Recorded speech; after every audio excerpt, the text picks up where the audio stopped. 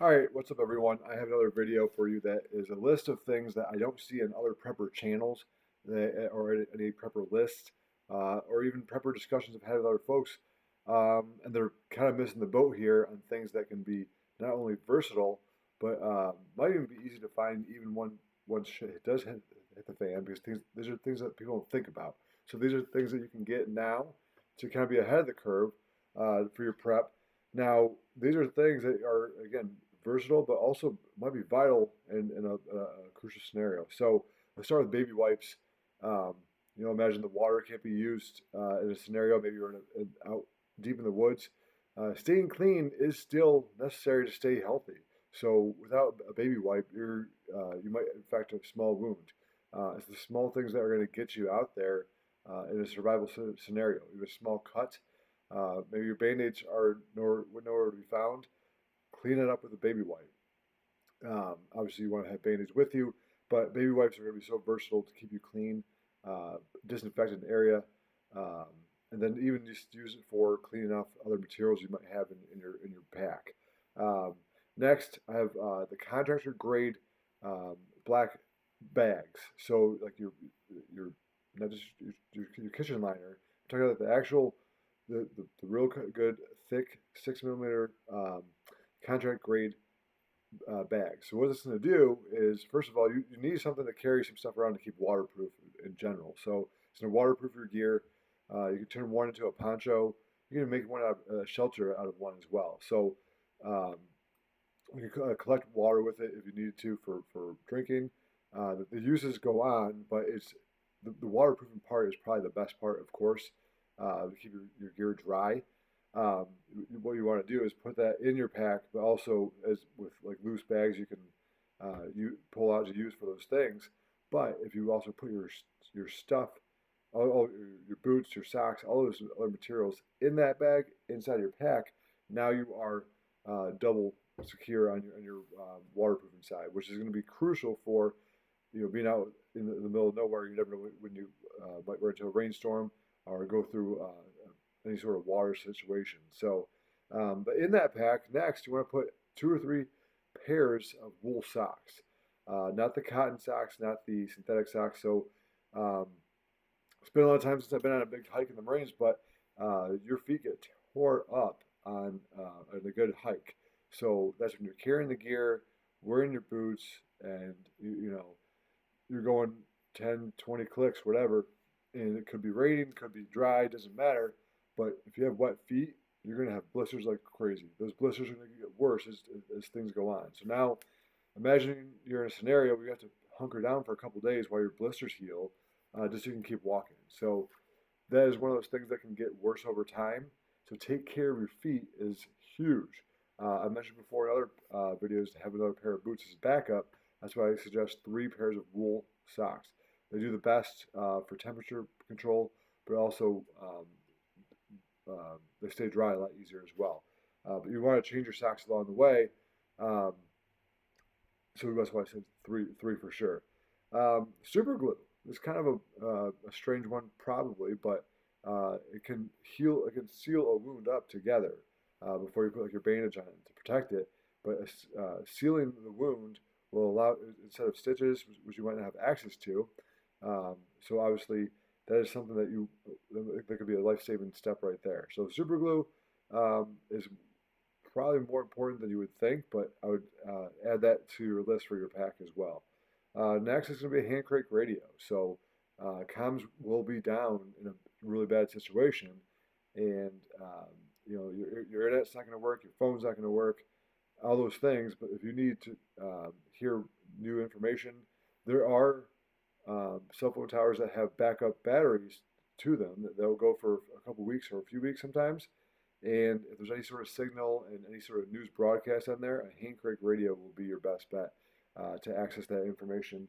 Um, and it's typically not affected by EMPs as well, if you have the right one, of course. Next would be documents. Any sort of documents you might need, birth certificates, social security cards, um, addresses, phone numbers, all those things are locked in your phone. Well, sorry, the the phone numbers and addresses are locked in your phone, which are now inaccessible because you couldn't repower now for the last few weeks or something, and you need to find someone. Maybe some comms are back up, but you don't have your phone because, well, it broke along the way. Who knows? So having these things on paper, written down now is going to be crucial because if the EMP hits, guess what? You can't access that information. It's already too late. So write that down. Now put it into a waterproof bag or sleeve that's sealable, and that way you can keep those documents safe. Um, I've had other videos too about what I think about, with cash, and that it's gonna be probably useless, but getting ready to barter with other materials is probably your best bet. But put some cash in there as well, just in case. But the, do, the bigger part is waterproofing that. Um, but your documents, addresses, stuff like that, and phone numbers, write it down on paper. I have a lot of checklists for things that I would like to do. If shit hits the fan and I need to bug out, that's my list with my notes added to it for things I need to check over. So things that would go outside the bug out bag, but everything else is kind of on that list of things I need to check for. Especially having kids, and you have to make sure everything's kind of covered for them to be covered as well, especially with the medications and stuff like that. Fishing line. So just get like a reel. It's the not the reel for like the actual fishing rod, but the reel that you refill it with. Usually you can get 500 feet, whatever, um, anywhere in between.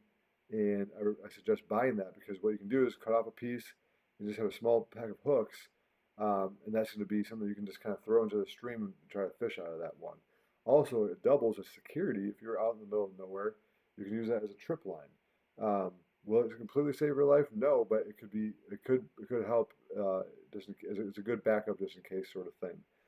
Um, Baking soda. There's a lot of things you can clean with baking soda. You can take care of your teeth. That's going to be huge for a situation where you might not have access to, uh, taking care of your teeth out there for a couple days or a few weeks, maybe a month or so, maybe more. Baking soda is something you can do without water and clean your teeth with it. It's probably better than the toothpaste out there today anyway, but it also has a good odor control and stuff like that. There's so many uses for baking soda, and it's cheap. You can get a pretty big container for a couple bucks, and I don't mean the small kitchen one that fits in the size of a smaller Coke can. I'm talking like the 12-ounce big box. You get a couple of those at least. That won't be in your pack maybe, but you could definitely use it as a bug-in situation as well.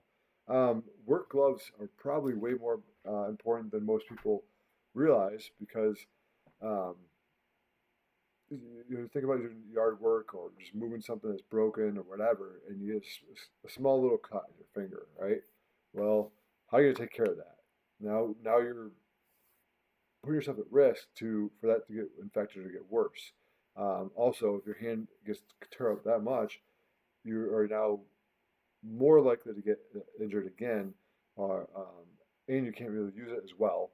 Um, Depending on how bad the laceration might be. If it's the size of your hand, well, how are you supposed to carry something or help someone or um, gut an animal and not get that infected? Those things, now you're slowing everyone down, you're slowing yourself down. So just having work gloves in general is going to help protect you. Now to get a good couple pair of good strong work gloves, like the good leather ones that are, you know, padded and all the such that it's hard to cut through. Like the ones that can handle glass, those are the gloves that you're going to need. Last, the tried and true. It's on everyone's list, but I want to make sure this is on this list just to make sure it's something you cover. Is the good duct tape? So the one with the fabric backing, not the plastic one that will you put it on something and with heat and moisture it comes off.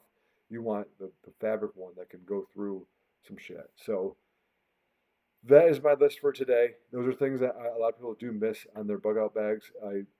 Again, the purpose of this channel is to make sure you have all the things I've seen on other prep channels that I'm not seeing, and these are things that you want to make sure you are um, keeping in close proximity to your bug out bag, or not, or just in your bug out bag and ready to go. Do appreciate you watching this video. If you like what we're seeing, make sure you leave a comment. Tell me what you're liking. Subscribe to the channel as well. Do appreciate that, so I know who's watching. Have a good one.